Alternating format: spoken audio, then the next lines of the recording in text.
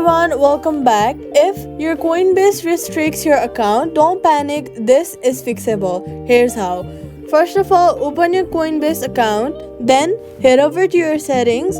After that, go to notifications or account status to see the reason. Most restrictions happen due to verification issue or unusual activity. Then complete any pending identity checks immediately. After that, you're going to update your personal details if requested only. Then, if the restriction remains, contact Coinbase support directly from the app. Restrictions are usually temporary once requirements are completed. So, make sure to complete all the requirements so you can get back to your Coinbase account. And that's it. Subscribe for more quick fixes.